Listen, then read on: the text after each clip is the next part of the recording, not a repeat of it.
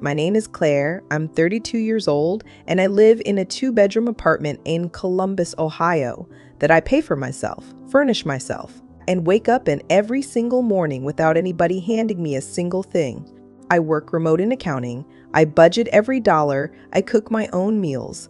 And I have been doing this alone since I was 22 years old, when my parents decided that my college fund was better spent on my younger sister, Madison's private boarding school tuition. I never said a word about it. That is just who I am.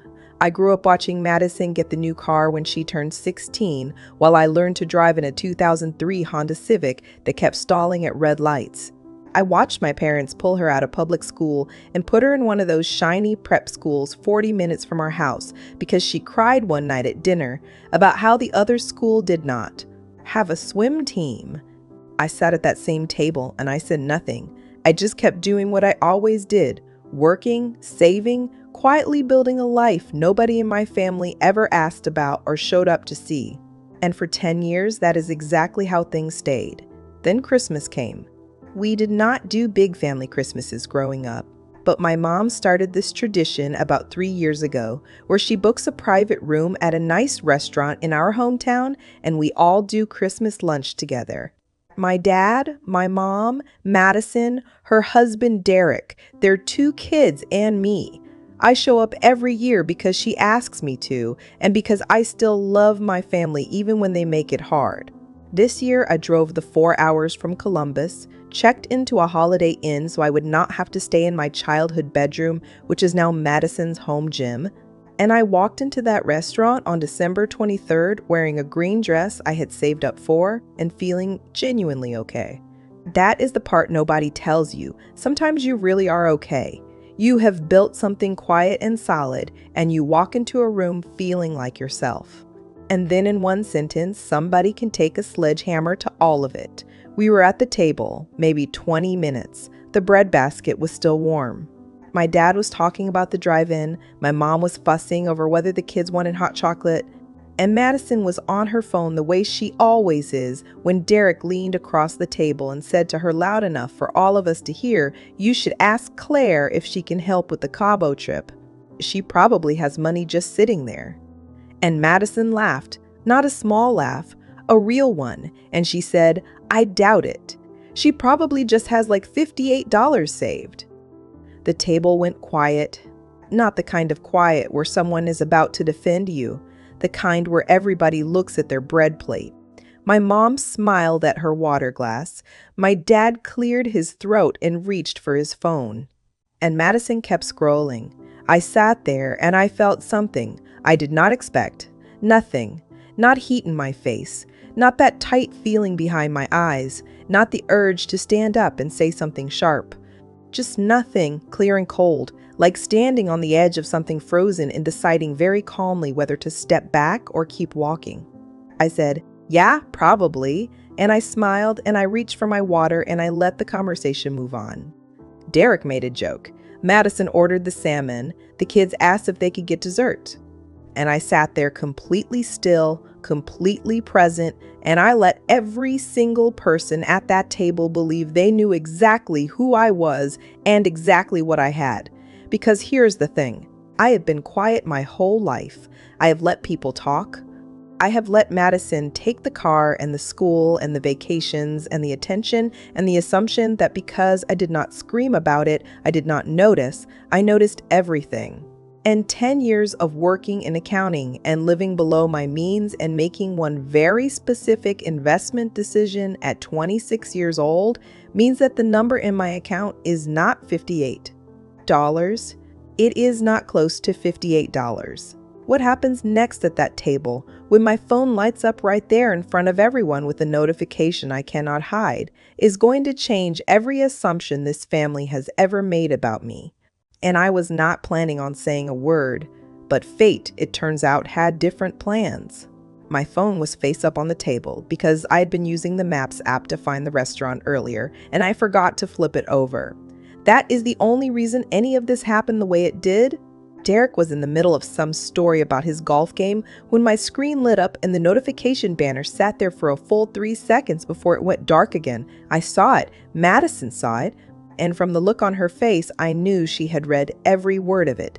It was an alert from my brokerage account, a quarterly summary, the kind that shows your total portfolio value in large text right there in the preview without you having to open anything. I watched her eyes go from the screen to my face and back to the screen, and I could see the exact moment her brain tried to decide if she had read it correctly. She had. I picked up my phone, turned it over, and set it back down. I took a sip of water. I did not say anything. But Madison could not let it go. She never could. She leaned forward with this expression she has had since we were kids, this half smile that means she thinks she has caught you in something, and she said, "Was that your bank account?" I said, "My brokerage, yeah." She said, "How much did it say?" And the whole table shifted. My dad looked up from his phone. My mom set down her water glass. Derek stopped talking about the golf game. I said, "Enough." She said, "Claire, I literally saw the number." "That cannot be right," I said. "It is." The silence that followed that word was a completely different kind of silence from the one after her $58 joke. That one was dismissal. This one was recalculation. I could hear it happening in real time. My mom said very carefully, "Honey, what are you talking about?" And I looked at my mother, this woman who signed the check for Madison's boarding school without a single conversation with me, and I said, "I have been investing since I was 26, Mom. I got lucky on a few positions, and I kept reinvesting. That is it." My dad put his phone completely down, which he almost never does, and he said, "How much are we talking about, Claire?" I said, $58 million, give or take." Nobody moved. Madison made a sound that was not quite a word. Derek actually set his fork down on the wrong side of his plate like his hands forgot what they were doing. My mom pressed her fingers to her mouth.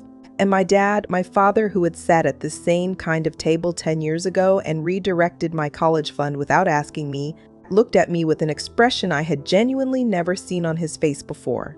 It was not pride. It was not warmth. It was something much more uncomfortable than either of those things.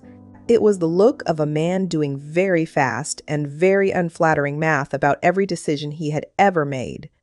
Madison recovered first because Madison always recovers first. She laughed, this bright, uncomfortable sound, and she said, "Okay, so why are you living in some apartment in Columbus if you have that kind of money?" And I said, "Because I like my life." She said, "You like your life." Like it was the strangest thing she had ever heard. Like a person choosing a quiet apartment over a performance was a symptom of something. I said, "Yeah, Madison, I really do." Derek tried to smooth it over. He said something about how that was incredible and how I should talk to their financial guy. And I just looked at him and smiled and said, "I have people."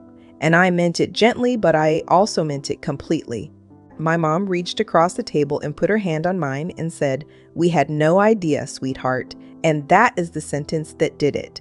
Not the joke, not the $58. That sentence, "we had no idea," is the one that sat in my chest like something hot and heavy because it was not just true about the money, it was true about everything. They had no idea because they had never looked. They had never asked. Not once in 32 years had anyone at this table called me on a regular Tuesday just to find out how I was doing. And now that there was a number attached to me, suddenly I was worth looking at. I kept my face completely still. I squeezed my mom's hand once and let it go. And I made a decision right there over untouched salmon and a bread basket nobody was eating anymore that was going to affect every single person sitting at that table for a very long time. The decision I made at that table was not loud. It was not dramatic. It did not involve me standing up and delivering some speech that everybody claps for in movies. It was quiet, the way every real and important decision I have ever made in my life has been quiet. And it was this: I was done shrinking, not in an angry way, not in a bitter way, just done. The way you are done with something when you finally realize the effort of maintaining it costs more than anything you get back from it. We finished lunch. I paid the bill for the whole table because I wanted to, not because I was proving something. And when my dad reached for his wallet, I just shook my head and handed my card to the server without making eye contact with anyone. Madison watched me do it with an expression I cannot fully describe except to say it was the first time in my life I had ever seen her look uncertain around me. We walked out into the parking lot, and the air was cold the way Ohio, December always is, that dry, sharp cold that gets into your coat.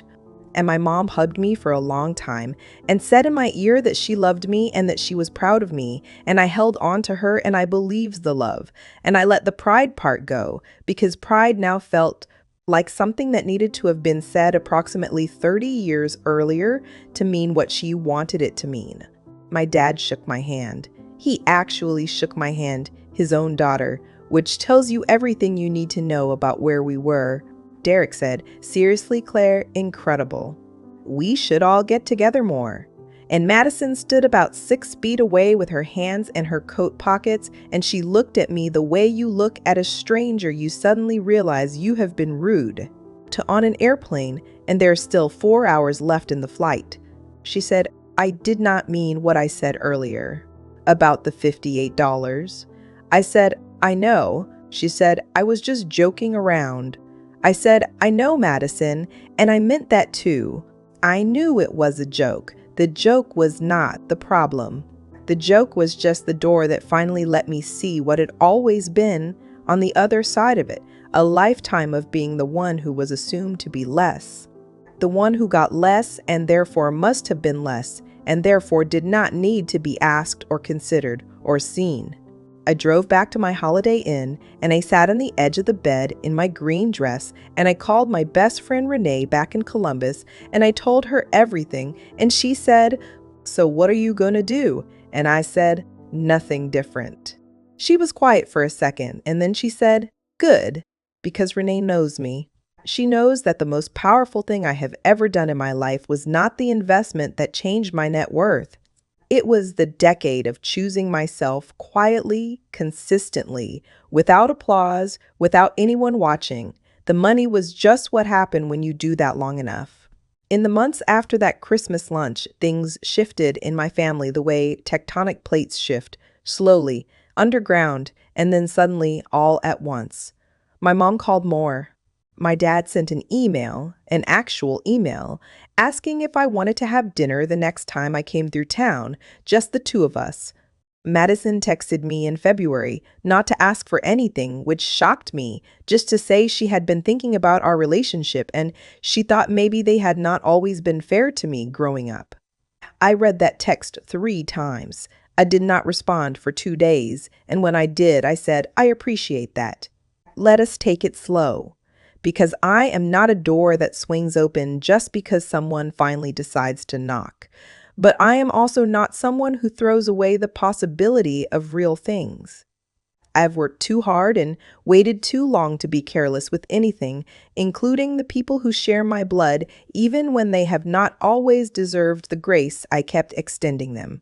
Here is what I know now that I did not know how to say out loud at 22 years old, sitting at a different table, watching my future get redirected without my permission.